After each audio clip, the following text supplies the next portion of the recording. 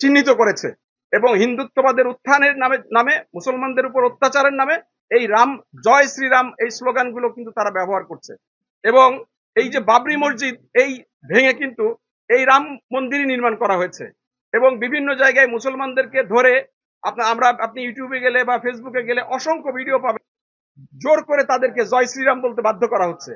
কাজেই সেই রামের নামে যখন একটা মন্দির এবং মূর্তি তৈরি হয় সংখ্যাগরিষ্ঠ মুসলমানের দেশে উদ্বেগটা তৈরি হবেই। এটা আরেকটা, আমি শেষ করছি। আরেকটা প্রশ্ন হলো, আরেকটা বিষয় আপনি বলি আপনাদেরকে, দেখেন ভারতের একজন মানে খুব গবেষক ভদ্রলোকের নাম হলো ভারত কর্নাড। এই ভারত কর্নাড তার একটা বই আছে স্টেজ ওয়ে।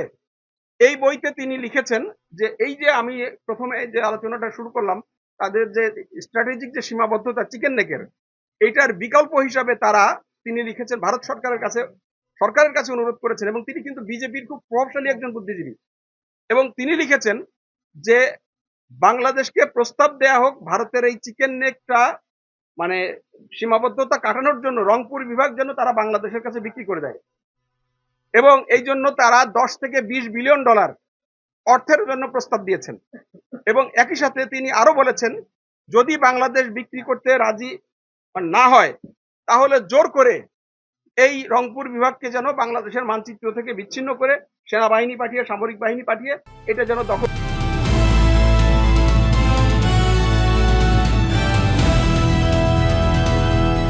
দিনাজপুর টিভি, মানুষের জীবনের কথা বলে।